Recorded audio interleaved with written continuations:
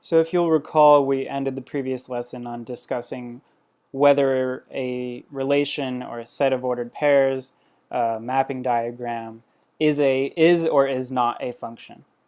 All right, so I'm going to begin talking about one other way that you can figure out on whether a relation is a function or not. And this actually has a name in mathematics, and it is used very frequently, and it is called the vertical line test.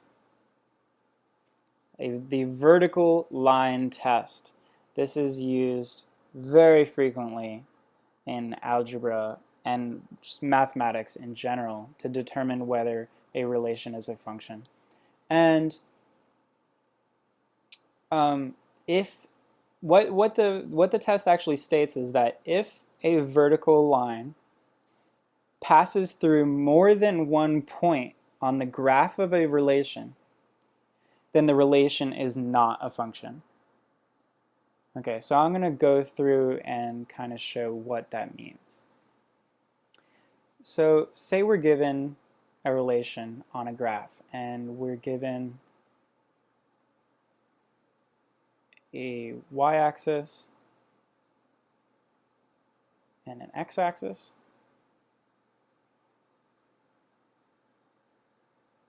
And say we're given a relation that looks like so.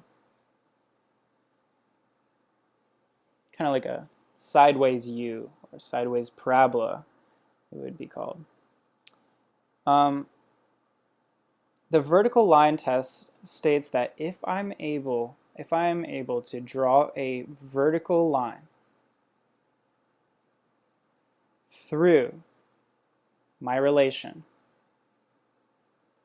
and that this line touches more than one point on the relation,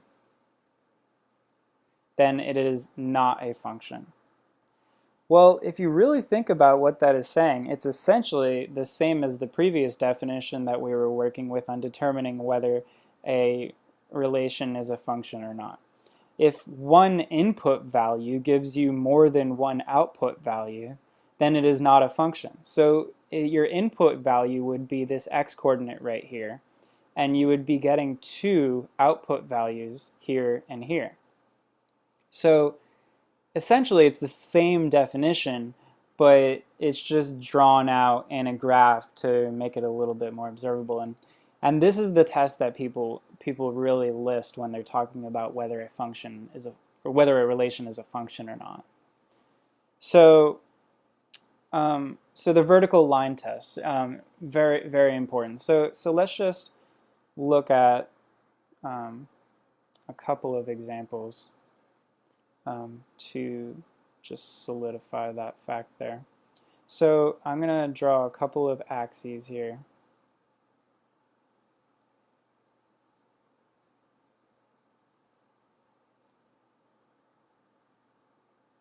X and Y axis. And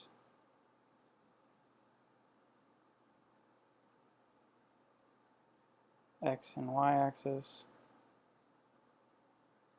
And then kind of running out of room a little bit here, but just draw one more over here. The magic of multiple colors. All right, so I'm just going to draw a couple of relations on here. Another one very similar to the one we were just looking at. It's kind of like a sideways U. And then we can have a almost V-shaped relation, like this. And then maybe we have a relation that is just a bunch of scattered points. All right. So let's look at the first one here. Let's look at number 1 here. Can I draw a vertical line that intersects more than one point on this relation? Well, yes, absolutely I can. Just like we did in the last one, I can draw a vertical line just like this, and it hits our relation here and here. So this is not a function. And in number 2, can I draw a vertical line that intersects our relation in more than one point? Well, I don't think I can. If I were to draw a line like this, this only intersects our relation at one point. Even if I did it here at the vertex, essentially, we would only hit one point. And anywhere else, we would only hit one point. So this is a function. Okay. And here with our final relation, we actually have 2 points situated right on top of each other. If I were to draw a line, vertical line, just like so, it would hit 2 points here and here. This is not a function. So I just want to quickly go over a little bit of notation that we use when we're discussing functions. So traditionally, you're used to seeing a function or a graph written in the form of y equals negative 4x plus 2.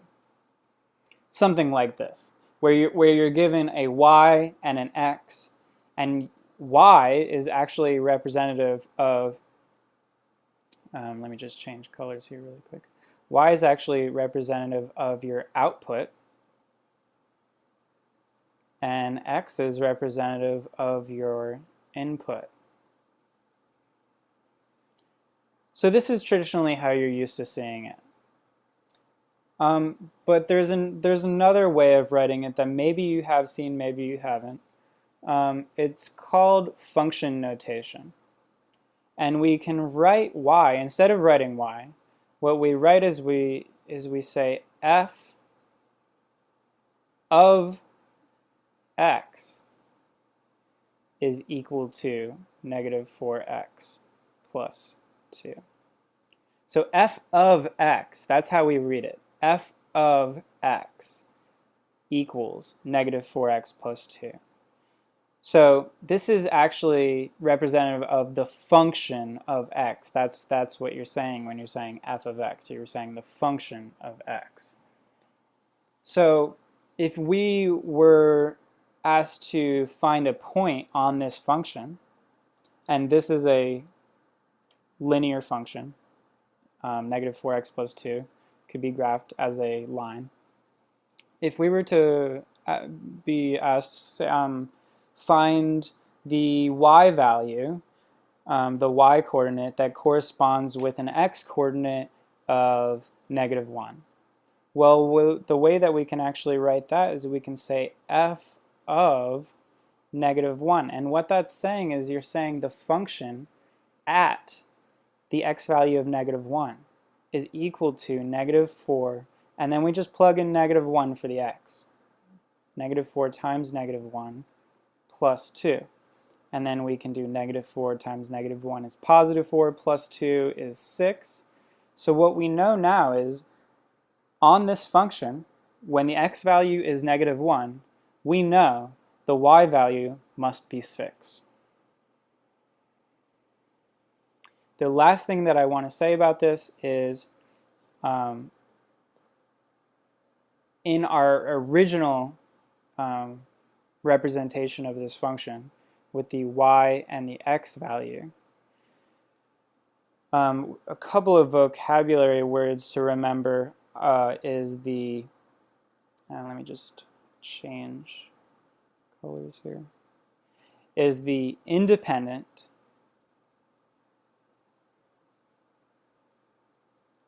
variable,